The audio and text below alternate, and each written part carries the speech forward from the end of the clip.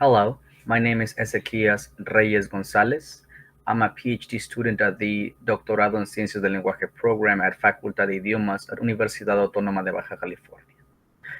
Uh, I, along with Dr. Laura Emilia Fierro López, will have the privilege to present to you this topic entitled Meanings Indigenous Teachers Ascribe to Being an Indigenous Teacher Identity.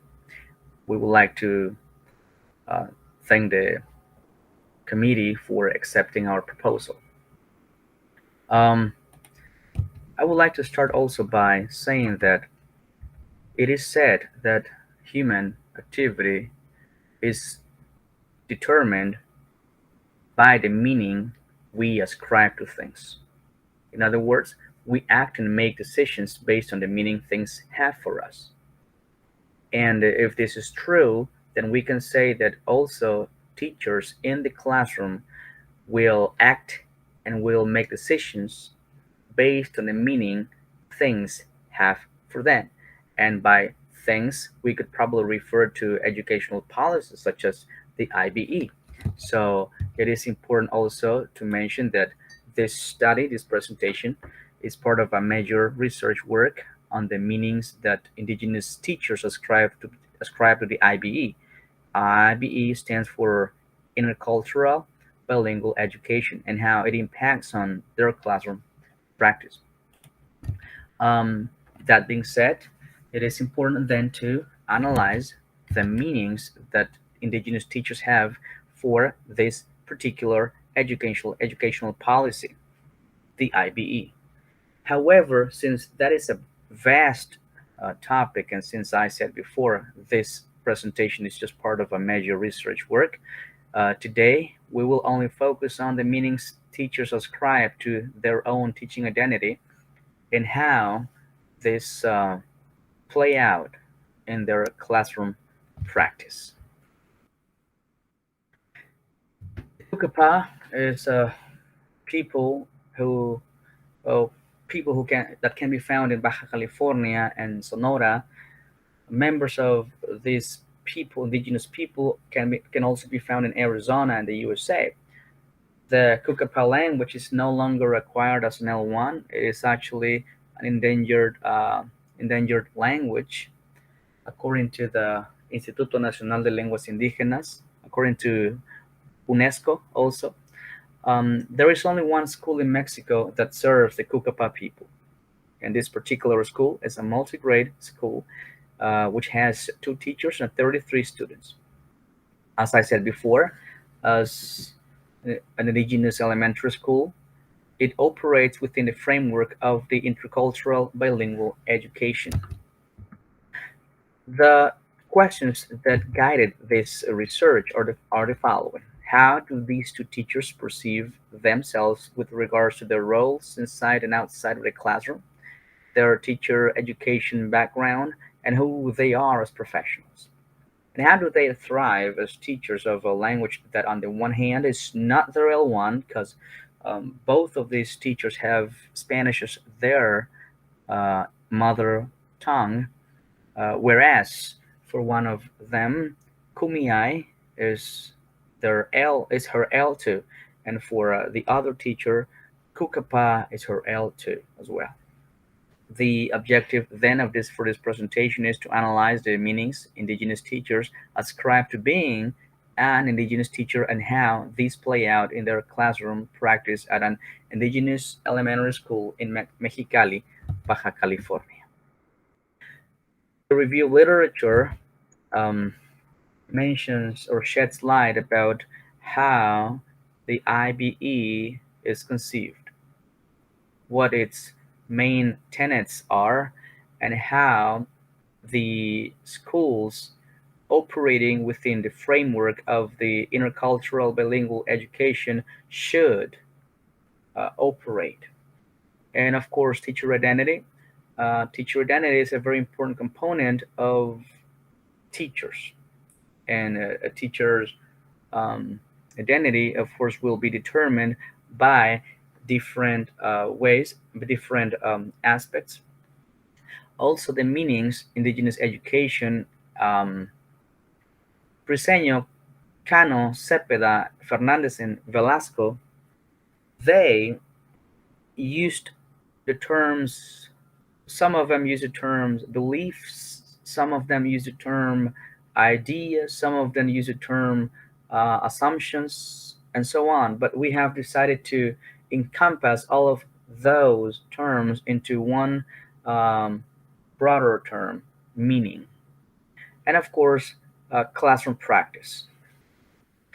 Speaking specifically about the teacher, the indigenous teacher, that is in within the IBE, or intercultural bilingual education, teachers who work at in indigenous education or at indigenous elementary schools uh, must be speakers of an indigenous language. This is not the case sometimes, or it says here, work at a school where that language is spoken. However, Mendoza reports that 15% of the bilingual indigenous elementary schools in Mexico have teachers who are monolingual in Spanish. Another 23% have bilingual teachers whose indigenous language is different to that spoken by their students. Um, of course, it has to be pointed out that though that most teachers who are bilingual cannot always neither read nor write in the indigenous language they speak, which of course contradicts the next criterion. They must be fluent users of that language, both orally and in writing. However, as I said before, Cardenas reports that that is not the case uh, most of the times. They must be able to connect contents in the national curriculum with the local indigenous languages, knowledges. I'm sorry. They must have a high appreciation of the indigenous culture, and they must have formal training in teaching. Methodology. As for the research, this is qualitative, and the design is descriptive. We used semi-structured interviews to have access to the participants' lived experiences or lived experience. The participants are two: Miriam Guzman, who belongs to the Kumeyaay people, and Sonia Moreno, who belongs to the Kukapa people. For the data gathering, since the pandemic hit back in 2020 and we were in lockdown, we had to use Google Meet to record the video call and then to transcribe the interview. And according to the IPA, which is the method that we use to um, get the meanings, the transcripts were read, and then major themes were identified, then similarities and differences were identified as well, and then meanings emerged. However, we have to say that the main limitation, or the most important one, is that it is not possible to really reflect exact meanings that participants ascribe to things. However, those meanings do play out in the teacher's classroom. That means it is possible also to confirm once we have analyzed the transcript and we have seen these uh, superordinate themes emerge, and we can confirm through observation whether these meanings are there. The researchers, since making is second order, they only have access. That means we have access to the participants' experience through the participants' own account of it. As for the results, we identified three superordinate themes: being indigenous, being bilingual, and teacher identity. As for being indigenous, I have to point out that we only included a few excerpts of the transcripts because uh, time's sake, and of course for the sake of space too.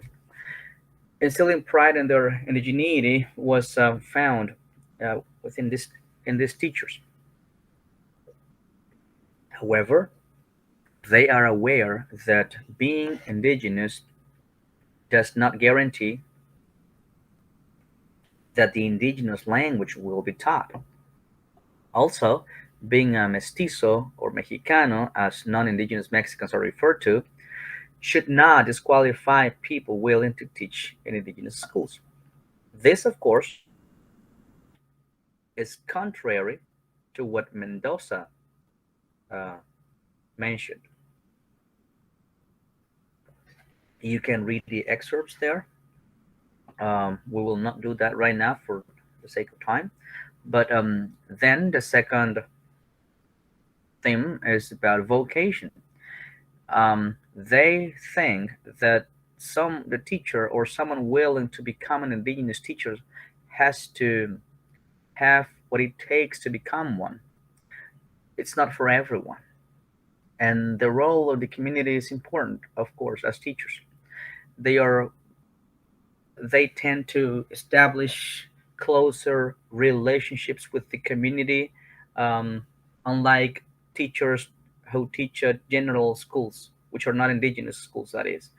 And of course, indigenous teachers are not common teachers. Why? Because they say that whereas teachers at general schools teach geography, mathematics, history, that means indigenous teachers, have to teach a language, which is a component, and of course a cultural component or intercultural component that is not present in general schools. However, this intercultural component and the language component might be only on paper, and because as we will see later. And there is something relevant here that they perceive that non-indigenous teachers, because it is Mendoza also reports that monolingual teachers um, have been present in indigenous education for decades. So it is interesting that they report that sometimes non-indigenous teachers can do a better job than indigenous teachers, and we will see more about that in a minute. About being bilingual, a speaker is someone who self-identifies as such. So even though they are not, none of them is fluent in their L2. Miriam is not as fluent in Kumeyaay. Um, Sonia is not as fluent in Kukapa, but they perceive that for someone to be labeled as bilingual, that person must self identify as such, but also that the community, especially elders, acknowledge that person's claim to be a bilingual. But also, the speaker is someone who uses a certain variety. Um, we have found that one of the teachers, at least, thinks that a certain variety of kukapa has to be learned by the students, and it has to be taught by them. So this, of course, creates a conflict there because even though there is no linguistic study that proves that there are dialects within this language, the Kukapa, apparently the speakers or the Kukapa, do think that there are varieties, and this is interesting. Also, in the second column, being a bilingual teacher is desirable, but not essential. And this is, of course, contrary to what Mendoza mentions, where she says that someone willing or the indigenous teachers must be bilingual. They think that being a committed teacher is more important than being bilingual, and that teachers should not have to teach kukapa from the scratch. They should learn it at home. By they, I mean students. Um, and of course, that takes me to the last column. The students already speak the language; they just need to learn to write in kukapa, and that literacy in Spanish is more important than learning a language. And in this case, I would like to just read the excerpt. Casi la mayoría de los niños que están ahorita en la escuela de cuarto, quinto, sexto y los que están en secundaria ya tienen un conocimiento previo de más de 200 y tantas palabras en Cucapá que ya saben traducirlas, ya saben formar oraciones y ya saben cómo pláticas cortas. So this is the meaning they ascribe to being bilingual. Whereas both Inali and INEGI report that the majority of the speakers, INEGI does report some speakers among children. However, the methodology that INEGI uses to determine who is and who is not a bilingual has to be revised there and reviewed. But the interesting part here is that teachers, one teacher at least, and the other teacher actually also reports that Cucapá is that student's mother tongue. So by saying that it is the student's mother tongue, that is, of course, that implies that they already know the language. For the teacher identity column, it is interesting also to see that these two teachers do not think, or at least it seems that they think that they, as teachers, what they teach, what they do, is not as relevant as one might think. They think that indigenous teachers have been unnecessarily limited to teaching an indigenous language. Just because they are indigenous, they are expected to teach this language. And for the academic training, indigenous teachers are self-taught. And I would like to read one of the excerpts here to exemplify that. The one on the left. Muchas de las cosas que ellos nos vienen a enseñar, nosotros ya las sabemos, porque nosotros de por sí somos autodidactas, porque pues no tenemos apoyo de ninguna parte. And of course, there's this perception that normalistas are well prepared and sometimes better prepared than them. And that, of course, means that these normalistas do a relevant job. How do these meanings play out in the classroom? Well, teachers invest more time and efforts in teaching other subjects and not the Cucapá language, which means the bilingual component of the IBE, or intercultural bilingual education, is not being addressed here, since they think that someone who knows a certain number of words is bilingual, then the teaching of isolated vocabulary is enforced. And of course, that means that more time and effort is dedicated to teaching children how to write in Cucapá. However, this again presents a dilemma because there is no standardized writing system in that language, which poses a major challenge for them. And planning versus improvisation. It seems that they see planning as not really necessary. And of course, there is this evidence that one variety at least is enforced and another is discouraged. And this, of course, are product or byproduct of the meanings they have about that. And the summary conclusions. Although the Department of Education guidelines established that bilingualism is of paramount importance, these two teachers do not share that view. And having indigenous teachers does not mean bilingualism will be enforced or promoted, and that bilingualism does not seem to be one of the goals at this particular school, especially because it seems that they think and perceive that their students are already bilingual. So why do more to promote bilingualism if they are already bilingual? And these are the references for this presentation. Thank you.